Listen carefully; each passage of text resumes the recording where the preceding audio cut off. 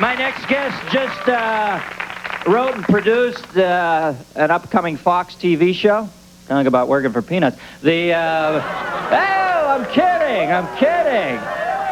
I was a big Diller fan. They ripped my guts out. Please welcome a very funny comedian, Judd Apatow. Judd!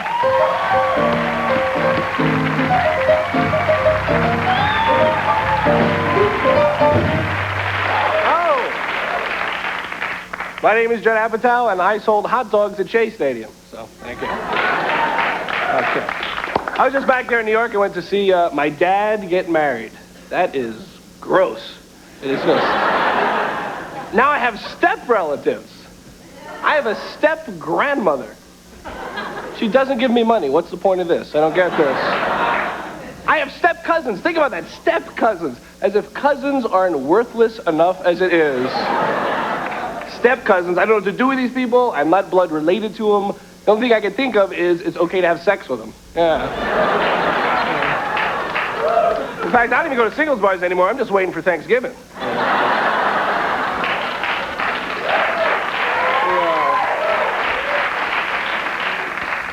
I'm single now, and this is it's a horrible thing to be single. And this girl hurt me so bad. There's nothing worse than having somebody love everything about you one day, and then the next day they decide they hate everything about you.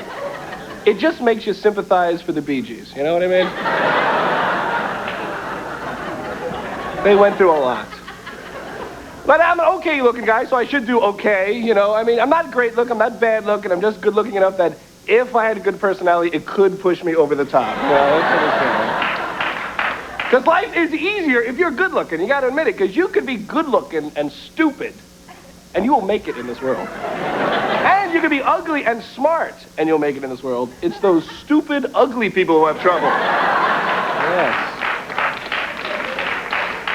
Because they're inconvenient and an eyesore. Yes.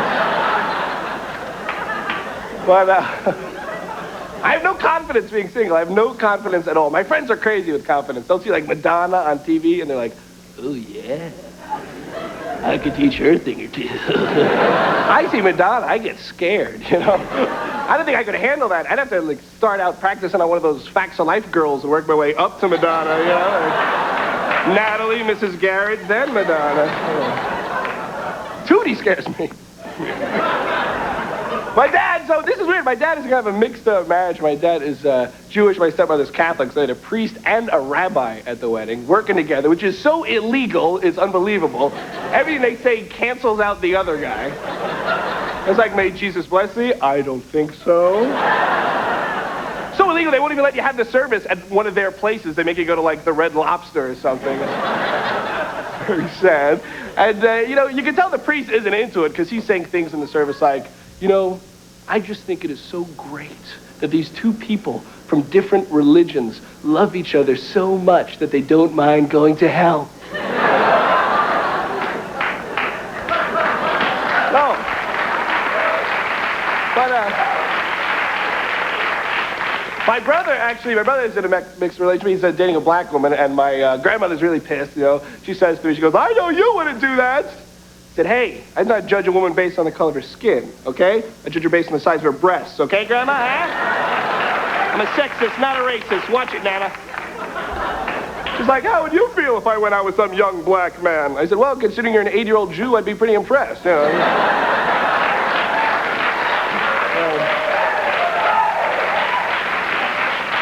But, you know, I want to get married. I want to have kids. Oh, actually, I have a kid. I forgot. I've adopted a child through Sally Struthers. This is a good deal. You do this? It's great, but the hard part is the kid writes you letters, and you got to write back to him, which is really hard, you know? Like, what do you say? You know, so I'm working on my first letter back to my child, Miguel, you know. It goes like this. Tell me what you think, because, you know, I haven't mailed it yet. It goes, Dear Miguel, hi, how are you? How are things in your village? Is the drought over yet? Well, today I played tennis. Do you play tennis? What kind of racket do you use? Well, last week we had a big dinner party at my house. Boy, was I stuffed. I can't remember the last time I ate so much. In fact, we cooked too much food, and after a week in the fridge, we had to throw it all out.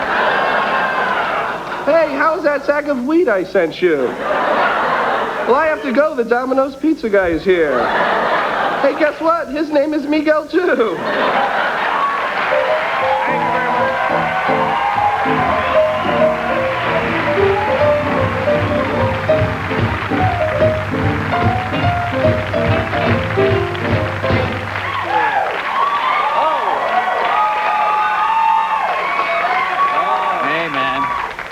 I feel lonely without Nick right here. Nick, yeah. The Nick man. Hey, how's your grandmom deal with you talking about her in the act? Grandma is not too happy about it.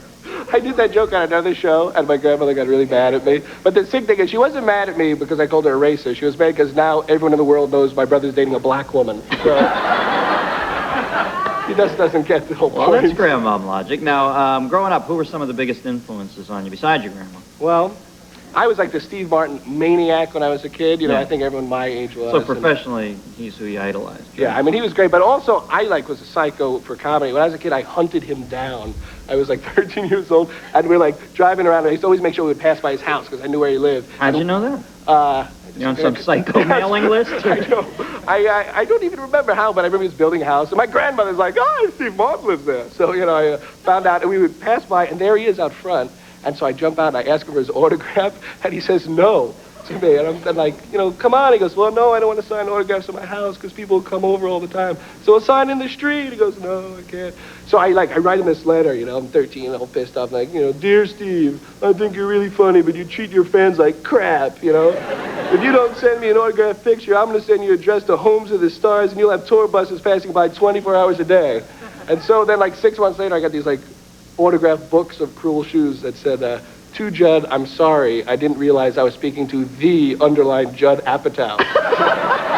He's the coolest. I love him. Yeah. All right, Judd. It's the Judd Apatow, folks. We'll be right back with blues legend Floyd Dixon.